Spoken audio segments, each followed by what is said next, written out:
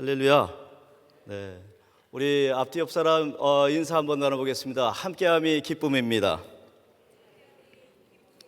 네, 정말 함께함이 기쁨이세요? 네, 우리 이 시간에 전 미주에 그리고 한국까지 온라인으로 참여하시는 우리 온라인 성도 여러분, 주님의 이름으로 환영하고 축복합니다. 저도 우리 한경 목사님 따라하겠습니다. 헬로. 네. 오늘 여러분들 저와 여러분에게 주시는 하나님의 말씀은 잠언 9장과 10장 그리고 고린도전서 10장 14절로 33절까지의 말씀입니다. 먼저 고린도전서 10장 14절로 33절의 말씀을 요약해 드리겠습니다. 부분 요약을 10장 초반부부터 드리자면 1절부터 13절까지는 패역한 이스라엘에 대한 언급에 대해서 나오고요, 14절로 22절까지는 우상 숭배에 대한 경고입니다. 23절로 33절까지의 말씀은 그리스도인의 자유에 대한 언급에 대해서 나와 있습니다. 예수께서 부활하신 후에 한 20년이 지난 AD 55년경 이 사도 바울은 우상의 도시로 이 유명한 에베소에서 교회 개척에 힘쓰게 됩니다.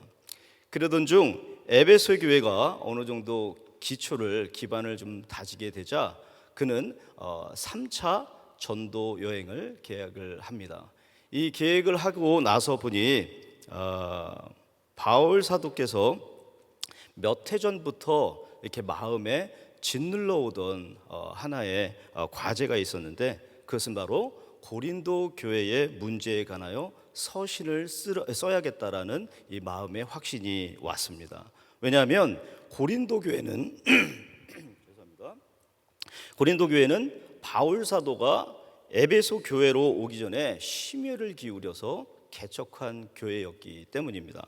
이 도덕적으로 심각한 국면을 맞이하고 있다는 가슴 아픈 소식을 여러 차례나 듣게 되죠. 이 아시아 그리고 아프리카 그리고 연결하는 그 아프리카와 소아시아까지 다 연결하는 이 교역의 이 중심지로서 온갖 사회적 타락의 온상이 되어온 지역이라 이 우려를 금할 수가 없었던 것입니다. 게다가 설상가상으로 외부적인 영향에 내부적인 이 불화와 반목이 겹쳐서 이 고린도 교회의 파국의 위기에 처해 있던 상태였기 때문에 더욱더 바로잡아야 하겠다라는 애착이 있었습니다. 이 고린도전서는 무엇보다도 고린도 교인들이 범한 교리적 그리고 도덕적 그리고 모든 그 성적 타락의 이 원상의 잘못들을 바로잡고 그리고 그리스도 안에서 다시 굳건하게 세우는데 그 목적이 있습니다. 계속해서 잠언의 이해를 이어갑니다. 잠언에 해당되는 이 히브리어 이 미셸레라는 말의 뜻은 이 간결하고 짧고 간결한 교훈을 가리키는 말로서 솔로몬 등 다수의 사람들에 의해 BC 950년에서 700년경에 쓰여진 본서로 추정되며 하나님에 대한 사랑과 인간 상호 간의 윤리의식을 전체 배경으로 쓰여져 있습니다. 특히 신앙의 실천적 측면을 강조하는 바 그 영역을 친구, 가족, 그리고 이웃, 그리고 그것을 넘어서 사회 등으로 올바른 인간관계를 위해서 사랑, 그리고 헌신, 그리고 높은 도덕적 기준으로 하나님을 경외함으로써 얻게 되는 지혜의 삶을 중심 주제로 두고 있습니다. 이 본서 잠언은 크게 이 두 개의 뼈대로 나눌 수가 있는데요. 첫째는 1장부터 9장까지는 하나님의 지혜의 교훈과 그 지혜를 따르는 것에 관한 권고하는 부분에 대해서 나와 있고요. 두 번째는 10장에서부터 31장까지의 인간의 각 생활에 이 하나님의 말씀과 그 뜻에 따라서 신실하게 살아가야 되는 그 교훈을 하고 있습니다. 오늘 잠언 본문에 등장하는 부분은 삶의 지혜를 강조하는 부분입니다.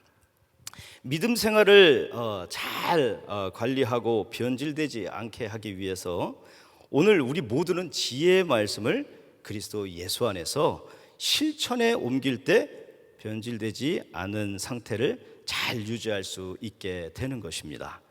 우리 안에 주님의 말씀에 그 축복받은 이 축복을 쌓아두거나 가둬두라고 한 적은 없어요. 이 축복을 흘러갈 수 있도록 내보내야 하는 것입니다. 그래야 변질되지 않고 항상 신선도를 유지하고, 그리고 주님 앞에 날마다 쓰임받을 수 있게 되는 것입니다. 예수님께서는 이 모든 제자들과 그리고 우리들에게 말씀하실 때도 정체하지 말고 가둬두지 말고, 그리고 그것을 어떠한 공간에 보관하라고 하신 적은 없습니다. 이 세상 모든 지혜를 통틀어서 이 정의를 한번 해본다면 그것은 바로 여러분 아시는 것과 같이 예수 그리스도입니다.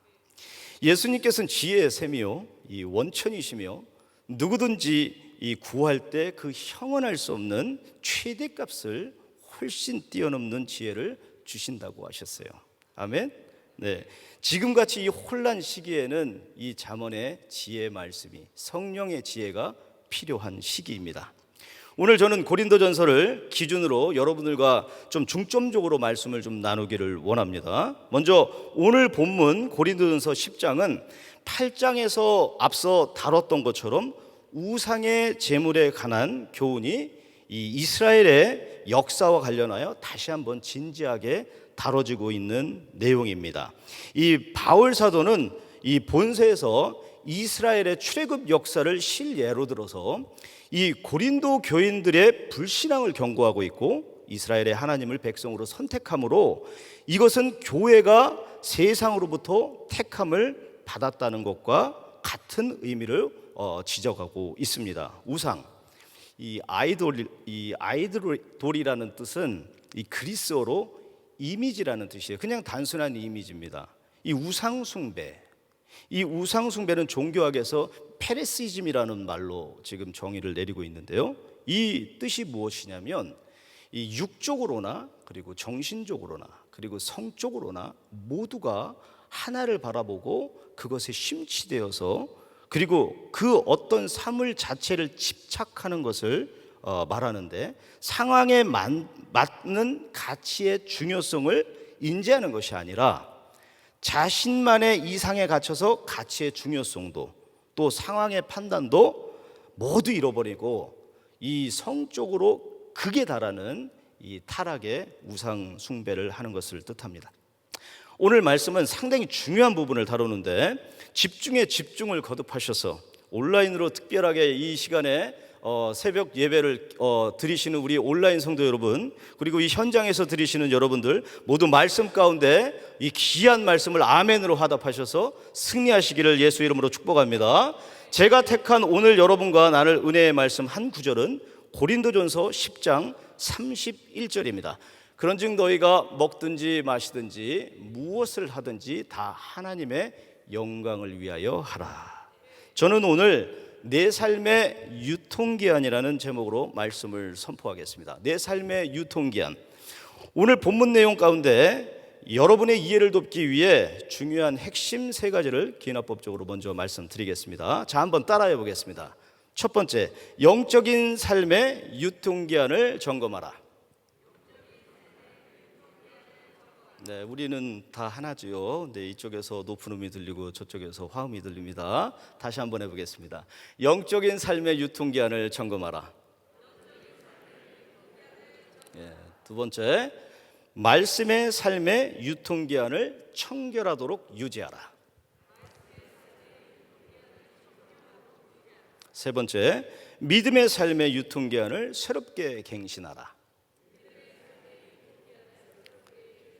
자, 이 시간부터는 몰입을, 집중에 집중을 거듭하셔서 말씀에 한번 파고들도록 하겠습니다. 그 첫 번째로 영적인 삶의 유통기한을 점검하라. 고린도전서 10장 14절입니다. 그런즉 내 사랑하는 자들아 우상 숭배하는 일을 피하라. 우리는 종종 유통기한에 대해 확인하지 않고 음식을 드시거나 또 음식을 먹고 난 후에 탈이 나거나, 그리고 유통기한 넘은 것에 대해서 낭비와 피해를 경험하며 살아가고 있습니다. 유통기한을 넘은 음식은 식중독 또는 탈이 나지요. 이 유통기한을 넘은 물건은 말 그대로 이 효능 자체가 상실되는 것을 볼 수가 있습니다. 이 효능이 떨어지다 보니까 신뢰를 안 하게 되죠. 또는 사용하지 않고 그냥 쓰레기통에 버리게 됩니다. 신앙생활에도 유통기한이 있는 거 아십니까? 신앙생활에 유통기한을 잘 지키고 관리해야만이 변질되지 않거나 탈이 나지 않고 효능을 상실하지 않으므로 주인으로부터 신뢰를 잃어버리지 않게 됩니다. 똑같습니다. 오늘 이 새벽 가운데 여러분과 제게 주신 말씀을 명확히 이해하고 그리고 결단함으로 우리 귀한 성도님들의 삶의 유통기한을 관리하고 유지하고 싱싱하고 신선하게 변질되지 않은 영적인 상태를 유지하시기 바랍니다. 그렇기에 정신을 차려서 집중을 하셔야 합니다. 이 진리의 말씀을 듣고 모두가 아멘으로 화답하셔서 충만한 은혜를 누리시길 예수 이름으로 축복합니다. 우상 숭배의 정의를 내려보면 하나님 외에 하나님보다 더 사랑하고 그리고 더 섬기고 그리고 의지하는 대상을 말하죠. 우리가 우리 자신이 될 수가 있어요. 나르시시즘이라고 그러는데요. 내 안에 내가 갇혀 사는 거죠. 내가 제일 예뻐, 내가 제일 최고야. 자기 우월이라는 얘기입니다. 또 나의 자식이 될 수가 있고요. 사랑하는 아내가 될 수가 있고요. 남편이 될 수가 있고요. 그리고 또 다른 어떤 물체라든가 사물이 될 수가 있겠습니다. 어쩌면 제3자의 눈에서 바라볼 때는 그 우상이 나 자신이 될 수 있다라고 볼 수 있습니다. 우리 귀한 성도님들의 이 유통기한에 대해서 오늘 저는 말씀을 좀 나누고 싶은데요. 이 이스라엘 백성들도 이 10계명의 제2계명을 어기는 것을 볼 수가 있습니다. 출애굽기 20장 4절로 5절까지 함께 보도록 하겠습니다. 너를 위하여 새긴 우상을 만들지 말고 또 위로 하늘에 있는 것이나 아래로 땅에 있는 것이나 땅 아래 물속에 있는 것이 어떤 형상도 만들지 말며 그것들에게 절하지 말며 그것들을 섬기지 말라. 나 내 하나님 여호와는 질투하는 하나님인즉 나를 미워하는 자의 죄를 갚되 아버지로부터 아들에게로 3, 4대까지 이르게 하거니와. 대표적인 우상, 이 바로 물질, 돈입니다. 이 흔히 돈이 사람을 망가뜨리지 사람이 돈을 망가뜨리는 법은 없지요. 이 디모데전서의 이 6장 10절에 보면 돈을 쫓아가는 사람들의 결말에 대해서 나옵니다. 함께 읽도록 하겠습니다. 돈을 사랑함이 일만하게 뿌리가 되나니 이것을 탐내는 자들은 미혹을 받아 믿음에서 떠나 많은 근심으로써 자기를 찔렀도다. 돈을 보면 여러분 기분이 좋아지지요. 돈 싫어하는 사람이 없습니다. 이 세상에 태어난 지 얼마 안 돼서 짜박짜박 걸어다니는 아이한테 1불짜리를 이래 줘봤더니 아이까지도 좋아합니다. 여러분 돈을 참 좋아하죠. 이 돈의 이 숫자 또는 그 돈에 그려있는 그림에 대해서 좋아하는 것보다 그 돈으로 뭘 하겠다라는 자기 만족으로 수단 자체로 기분이 좋아지는 겁니다. 우리가 어떠한 대상, 즉 사람, 물질, 신념, 가치관 이 모든 것, 그것들 외의 모든 것들에게 절하고 이 섬기면 그것은 바로 우상 숭배를 하는 겁니다. 그것이 나 자신이 될 수도 있다라는 것을 직시하시기 바랍니다. 이것은 지나치게 주님보다 앞서며 중독 증세를 나타낼 정도로 심취 또는 푹 빠져 있는 것을 얘기합니다. 아유 여보 전화기 좀 그만해. 전화기 못 놓는 분 그것도 우상 숭배입니다.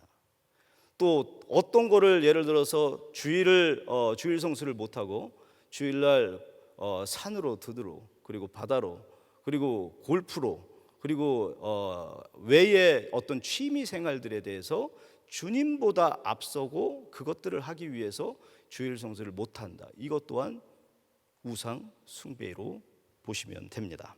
우리가 살아가면서 누구나 습관의 틀이라는 것을 가지고 살아갑니다. 습관적인 것들에는 그 언어 습관들이 있는데요. 예를 들어 보면 야 오늘 참 재수 좋네 이렇게 얘기하시는 분들이 계세요. 또 야 그거 어떻게 알았어요? 그 귀신같이 알았네. 말 그대로 귀신을 불러대기는 겁니다. 또 운때가 맞아서 저희가 이쪽으로 이동하고 나서요 돈을 많이 벌었어요. 예, 회복됐어요.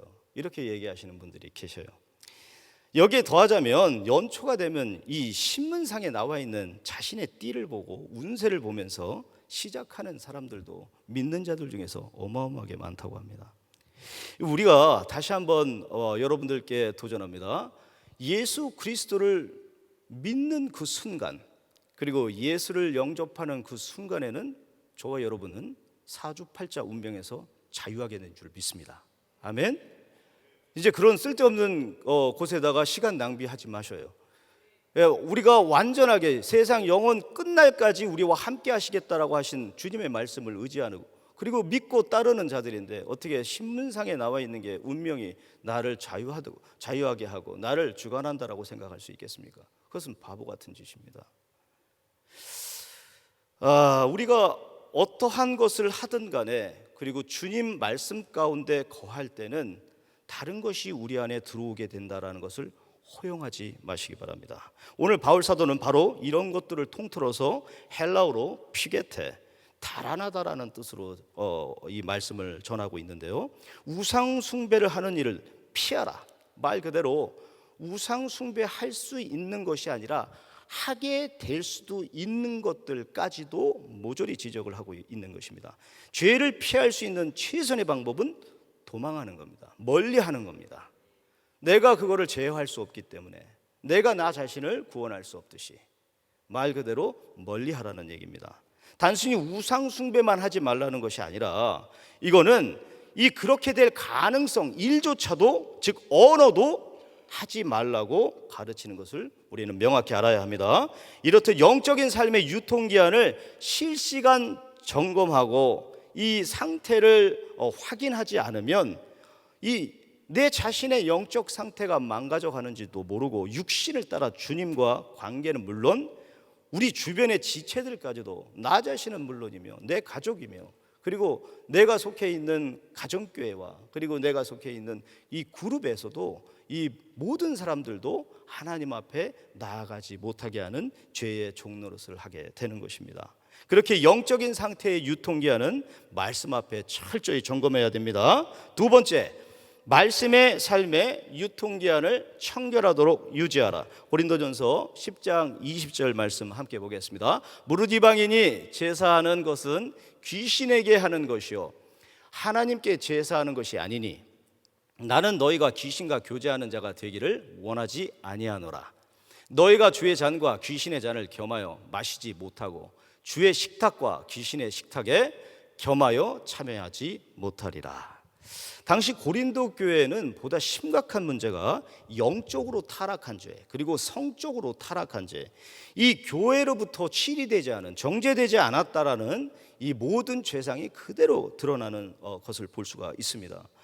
그들은 모두 자기 속에 음행이 존재한다라는 사실을 이미 알고 있었고, 또한 바울에게까지 그 소식들이 전해질 만큼의 이 모든 이 행위들은 공공연한 것이었다라는 것을 우리가 보게 되면서 이들은 하나님의 진노를 사기에 당연했다라는 것을 볼 수가 있습니다. 신앙생활의 청결 유지는 바른 예배와 말씀에 순종하는 삶입니다.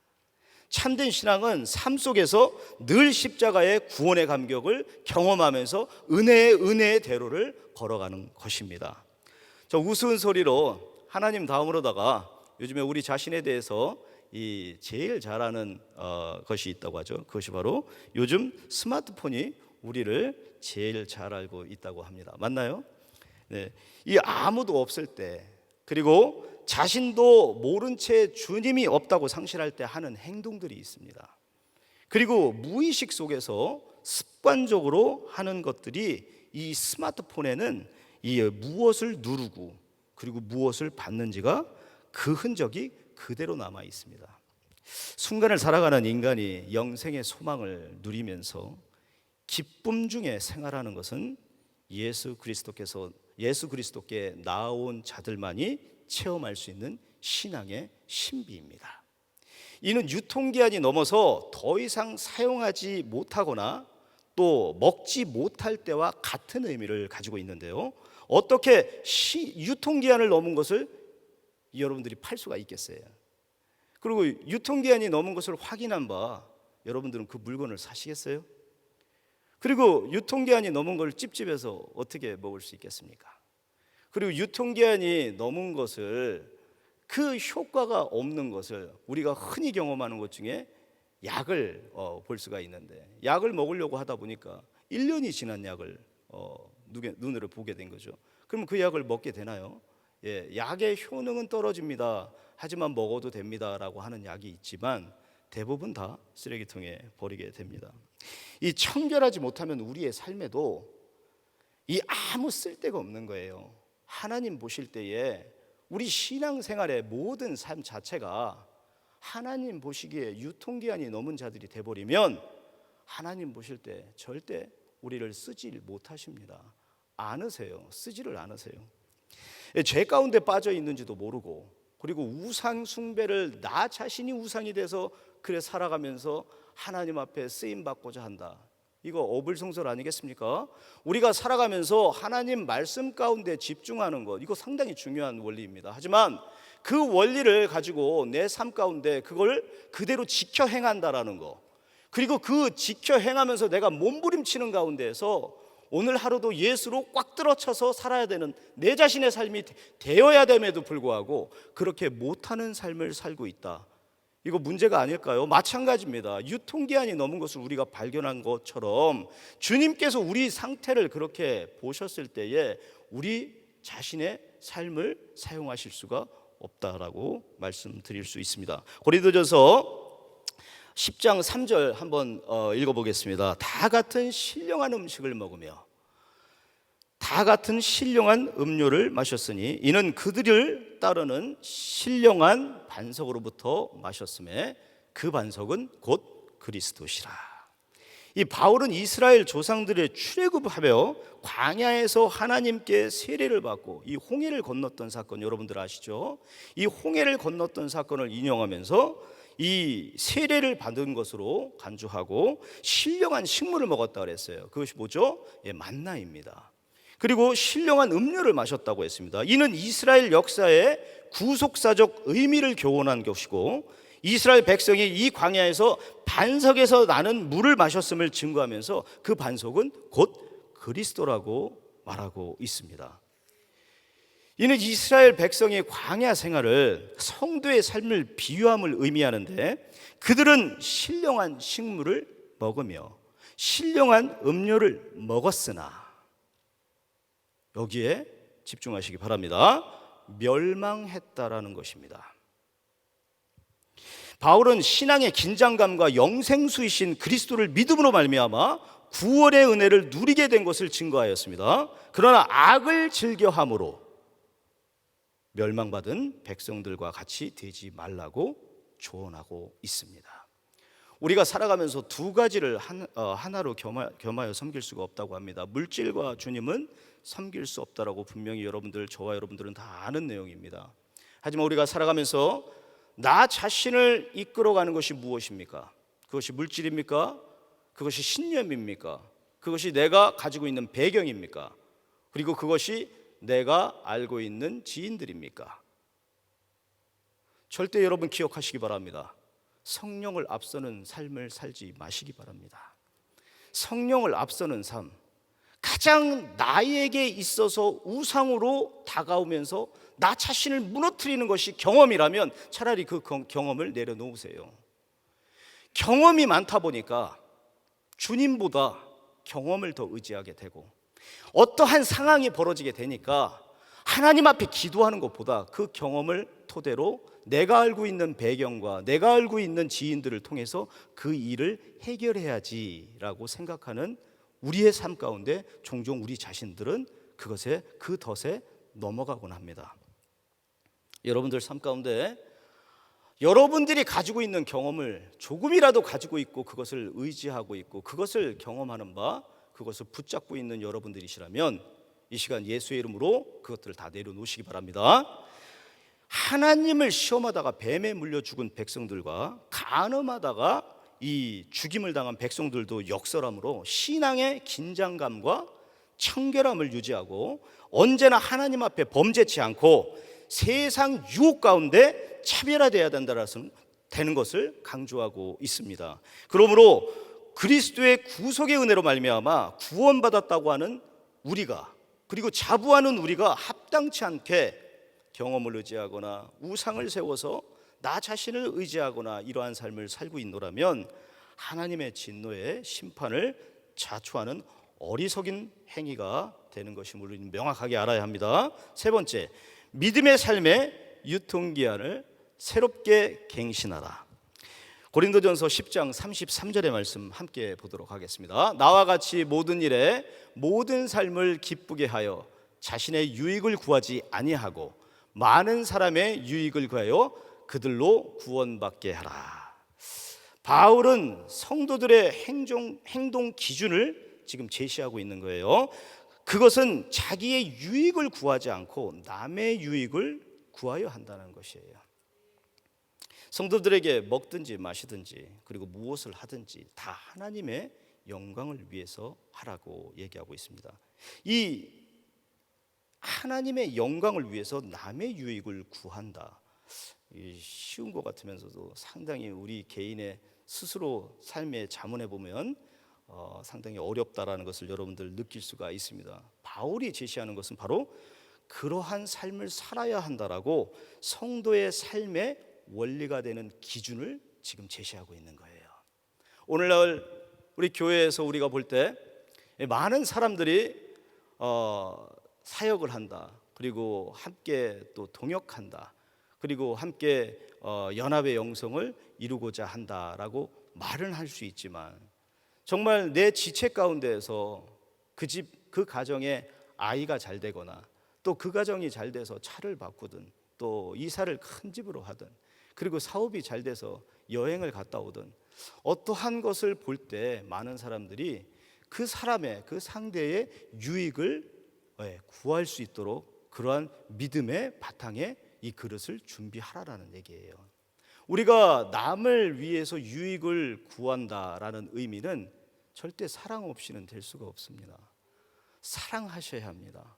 그렇기 때문에 우리는 예수 그리스도처럼 자신의 유익을 포기할 줄 알아야 돼요.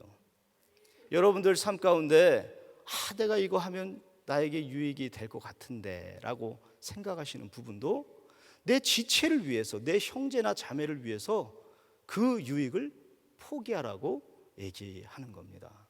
여러분들 그러한 삶을 살 수 있으세요? 바울은 이방인인 고린도 교인들을 향하여 형제라는 말을 합니다. 그리고 형제라는 말을 사용하면서 교회 전체를 원바디, 하나의 몸으로 이해하였습니다. 또한 고린도 교회의 상황을 이스라엘 출애굽 사건과 연결시켜 줌으로써 고대 이스라엘의 공동체의 기독교 교회의 근원이 있었음을 시사합니다. 남의 유익을 구한다라는 것, 그리고 그 사랑의 원리에 있어서 행동하라는 의미이죠.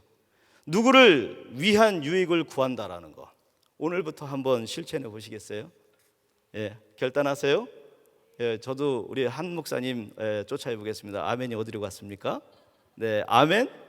네, 형제 자매를 사랑해야 됩니다. 아멘. 자, 우리가 하나님을 사랑하면서 형제 자매를 사랑하지 않거나 내 마음 가운데 미움이 있거나 시기와 질투가 남들에게 말은 못해도 나 자신에게 한번 물어볼 때, 맞아, 내가 시기하고 있어. 맞아, 내가 저 사람을 싫어하고 있어. 맞아, 나는 저 사람이 안 됐으면 좋겠어.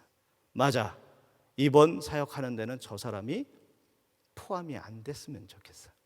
나랑 친한 사람들하고만 했으면 좋겠어 라고 생각하는 여러분들이시라면 결코 하나님을 사랑하는 것이 아닙니다. 우리의 작은 행동에 안 믿는 자는 초점을 맞추고 있습니다. 그리고 교회 새로 나온 새가족들에게는 여러분들이 롤모델로서 보이게 되는 거예요. 디디를 다녀오고 나서 은혜 충만한 가운데에서 내려왔더니 어느 한 집사님이 열심을 다해서 그렇게 섬기는 것을 경험하고 나서, 그리고 나서 그 경험한 것을 토대로 모든 게 새로운 거예요. 은혜를 경험했다는 것이죠. 그리고 모든 것이 다 좋은 거예요. 그리고 그것들을 경험하고 모든 것들이 다 좋으니까 이것이 하나님의 은혜이구나 당연히 받아들이게 돼 있는데, 은혜 받고 내려온 자에게 냉대하거나 그리고 그리스도인으로서 보이지 말아야 될 사랑의 결핍 증세를 보였을 때는 그는 실망하게 되겠지요. 우리가 한번 따라해 보겠습니다. 나는 예수의 사랑으로 모두를 사랑하겠습니다. 자, 이쪽에는 조금 강세가 있어요. 네, 이쪽에는 조금 적어요. 다시 한번 해보겠습니다. 이쪽에 집중을 하고 좀 다시 한번 해보도록 하겠습니다. 나는 예수 사랑으로 모두를 사랑하겠습니다. 네, 우리 옆에 계신 분들과 함께 한번 고백해 볼까요? 예수 사랑의 이름으로 당신을 사랑합니다. 예, 여러분 이제 오늘부터 사랑하시는 겁니다. 아멘. 네, 사랑하시기로 결단하셨어요? 네, 아멘. 이 결단을 했다면 우리에게 하나님께서 인도하시는 그 여정 가운데서 어떠한 인도로 우리의 삶을 인도하실지를 말씀하십니다. 시편 105편 40절입니다. 함께 보도록 하겠습니다. 그들이 구한즉 메추라기를 가져오시고 또 하늘의 양식으로 그들을 만족하게 하셨도다. 반석을 여신즉 물이 흘러나와 마른 땅에 강같이 흘렀으니. 그들이 구할 때 주셨고 주신 말씀을 행할 때 물이 흘러나와 마른 땅을 강같이 덮었다고 했습니다. 우리가 예수 그리스도의 이름으로 구하고 선포할 때 메추라기를 보내주신 반석의 물이 강같이 내신 우리 하나님이 들으신다라는 겁니다. 아멘. 결론 맺습니다. 사랑하는 성도 여러분, 현 세상은 상당히 어둡습니다.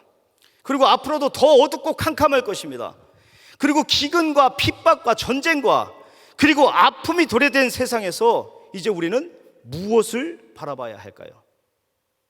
그것은 바로 예수 그리스도. 처음도 예수 그리스도, 나중도 예수 그리스도가 되는 줄 믿습니다. 세상에 앞이 안 보일 만큼 캄캄하고 어두울 것이고 그리고 더 더럽고 추악해질 것이나, 그러나 여러분 안심하시기 바랍니다. 우리 주님은 어떠한 상황에도 저와 여러분은 축복 바깥에 두지 않을 것입니다. 예수를 믿고 따르는 우리에게는 축복 안에 거하게 한다라는 것이에요. 타락고 어둡고 캄캄하고 그 정말 추악한 그 더러운 깜깜한 하늘일지라도 예수를 믿는 저와 여러분에게는 캄캄한 어두운 밤하늘에 샛별과 같이 더욱더 빛날 별들로 우리 하나님께서 삼아주실 줄 믿습니다. 그리스도인에게 최고의 가치는 바른 예배입니다. 기독교 신앙의 최종 목표는 주님 닮음입니다. 그리스도인의 최대 사명은 복음의 증인됨입니다. 그렇기에 우리 모두는 영적인 삶의 유통기한을 항상 점검하고 관리하며 유지해야 합니다. 유통기한을 넘겨서 버려지는 인생이 되는 것이 아니라 항상 주님 말씀 가운데 신선함으로 영적인 내 삶의 유통기한을 잘 관리하고 유지하고 귀하게 날마다 하나님 앞에 쓰임 받아야 할 줄 믿습니다. 시편 34편의 10절에 젊은 사자는 궁핍하여 줄일지라도 여호와를 찾는 자는 모든 것에 부족함이 없으리로다 라고 얘기합니다. 자, 이제 오늘 하루 귀한 새벽부터 말씀으로 시작하셨습니다. 복된 여러분의 삶 가운데 위대하신 하나님의 평강과 그 은혜가 그리스도 예수 안에서 귀한 성도님들 한 분 한 분마다, 그리고 여러분들의 사업체마다, 그리고 여러분들의 가정에 광야에 내리신 메추라기와 그리고 그 만나를 먹이시며 반석 위에 물로 큰 강물을 이루신 그 은혜로 인도해 주실 줄을 예수 그리스도의 이름으로 축복합니다. 오직 여호와 하나님을 찾는다면, 여러분들의 삶 가운데 여호와 예수 그리스도만 찾는다면 모든 것에 부족함이 없이 찬란한 주의 영광 가운데 그것을 보게 되는 귀한 성도의 삶으로 인도해 주실 것입니다. 우리 함께 기도하도록 하겠습니다. 좋으신 하나님 아버지, 은혜와 사랑을 참으로 감사드립니다. 그동안 잊고 살았습니다. 하나님, 나 자신이 우상이었다라는 것, 그리고 내가 좋아하고 내가 사랑한다라고 착각했으나 그것이 우상인지도 모르고 살아왔습니다. 하나님, 오늘 이 단 한 번의 예배를 통해서 예수 그리스도의 사랑이 내 마음 가운데 충만하기를 소원합니다. 우리 하나님께서 사랑의 사랑을, 기쁨 위에 기쁨을, 성령 위에 성령의 충만함을 부어주셔서 온전하게 주님 닮는 귀한 하루 되게 하여 주시옵소서. 예수님의 이름으로 축복하며 기도합나이다.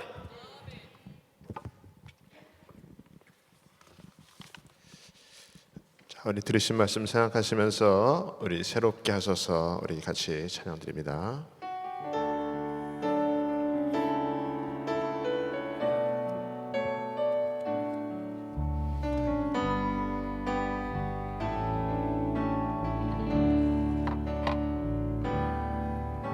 새롭게 하소서 주님, 상한 나의 마음을 새롭게 하소서 주님, 주님 마음 주소서. 내 안에 있는 모든 것들은 간절히 주님만 원합니다. 주님만 바라는 간절한 나의 마음 주님으로 채우소서. 우리 자녀님 바라보시면서 다시 한번 찬양합니다. 새롭게 하소서 주님, 상한 나의 마음을 새롭게 하소서 주님, 주님 마음 주소서. 주님 마음 주소서. 내 안에 있는 모든 것들은 간절히 주님만 원합니다. 주님만 바라는 간절한 나의 마음 주님으로 채우소서. 아멘. 우리 사랑하는 성도님들은 날마다 주님의 영광을 위해서 사는 자가 되시기를 예수 이름으로 축원합니다. 여러분, 우리가 먹든지 마시든지 무엇을 하든지 하나님의 영광이 되는 삶으로 우리가 살아간다면 그것이 은혜고 또 그것이 하나님의 기쁨인 줄 믿습니다. 그래서 여러분, 무슨 일을 할 때마다 내가 하고 있는 일이 하나님의 영광이 되고 있는가, 여러분 그것을 꼭 점검하시면 날마다 승리의 삶을 살게 될 줄 믿습니다. 자, 우리 마음에 소원이 있으신 분들은 가슴에 두 손을 모으시고 또 아픈 분들은 아픈 곳에 믿음으로 손을 얹으시기 바랍니다. 거룩하신 아버지 하나님, 감사합니다. 이 시간에 우리 하나님 믿음을 가지고 소원을 가지고 가슴에 손을 얹은 심령들 하나님께서 기억하여 주시옵시고 마음의 소원을 응답하여 주시옵소서. 모든 문제의 해결자는 우리 주님이신 줄 믿습니다. 우리 하나님께서 해결하여 주시옵시고 소원을 들어 주시옵시고 아버지 모든 관계들이 회복되게 하여 주시옵시고 금전적인 문제들이 해결받게 하여 주시옵시고 자녀들의 문제들이 해결받게 하여 주시옵시고 환경의 문제들이 해결받게 하여 주시옵시고 우리 주님께서 만지시면 모든 것이 열려질 줄 믿사오니 하나님 열어 주시옵시고 회복시켜 주시는 역사들 일어날 수 있도록 하나님 은혜 베풀어 주시옵소서. 특별히 아버지 아픈 자들이 아픈 곳에 믿음으로 손을 얹었습니다. 하나님 불쌍히 여겨 주시옵시고 우리 하나님께서 만져주시고 치유하시고 회복의 역사가 일어날 수 있도록 하나님 도와주시옵소서. 예수의 이름으로 명하노니 모든 질병들은 떠나갈지어다, 사함받을지어다, 깨끗함을 입을지어다. 우리 하나님 주님의 보혈의 능력으로 성령의 불로 지져주셔서 모든 암덩어리들이 다 떠나가게 하여 주시옵시고 불면증들이 떠나져 나가게 하여 주시옵시고 모든 공황장애들 아버지 고질병들이 다 떨어져 나가게 하여 주시옵시고 하나님의 기적을 경험할 수 있도록 하나님 은혜 베풀어 주시옵소서. 하나님은 살아계신 하나님 아니십니까? 어제와 오늘이나 영원토록 동일하신 하나님 아니십니까? 우리 하나님께서 만져주셔서 하나님의 살아계심이 증거될 수 있는 귀한 우리 사랑하는 성도님들 다 될 수 있도록 우리 하나님 역사하여 주시옵소서. 우리 담임 목사님 또 아버지 오늘 또 새벽부터 우리 하나님 귀한 말씀을 또 증거하시며 하나님의 역사를 이루게 하실 텐데 하나님 붙들어 주시옵시고 담대함을 허락하여 주시옵시고 말씀의 능력이 나타나게 하여 주시옵시고 하나님의 기적의 도구로 하늘문이 열어지는 도구로 마음껏 쓰임 받을 수 있도록 우리 하나님 역사하여 주시옵소서. 우리 선교지를 복되게 하시고 우리 사랑하는 성도님 오늘 하루도 무엇을 하든지 하나님의 영광이 될 수 있는 귀한 우리 사랑하는 성도님 될 수 있도록 축복하여 주시옵소서. 지금은 우리 주 예수 그리스도의 은혜와 하나님의 크신 사랑과 성령님의 역사와 교통 인도하심이 오늘도 살아서 역사하셔서 우리와 함께 계시고 우리를 통해서 하나님의 영광이 되기 원하는 주님의 심령을 깨달아 오늘 하루도 하나님의 영광이 되기 원하는 모든 사랑하는 성도 머리 위에 가정 위에 기업 위에 지금으로부터 영원토록 함께 할지어다. 아멘.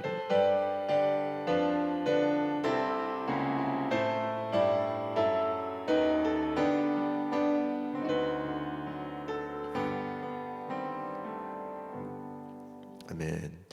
우리 기도할 자리 잡으시고 우리 같이 기도하도록 하겠습니다. 오늘도 우리 기도할 때 우리 이 나라를 위해서 기도해 주시고 특별히 악법을 폐지시켜 주시옵시고 우리 또 조국 대한민국을 하나님 기억하시고 또 새롭게 세워지는 대통령을 중심으로 나라가 더욱더 온전히 서게 하나님 도와주시옵소서. 또 우리 전 세계를 또 품고 또 선교사를 파송하는 또 교회가 깨어서 살아서 기도하는 그런 대한민국 되게 하시고 우리 북한 땅을 또 불쌍히 여겨주시고 하루속히 또 복음으로 통일되는 역사 있게 하여 주시옵소서.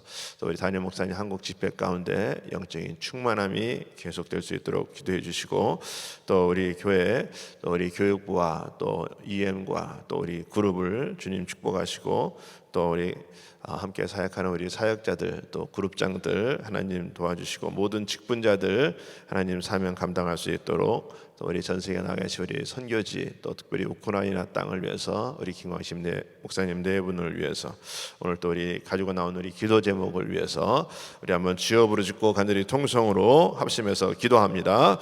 주여 주여 주여.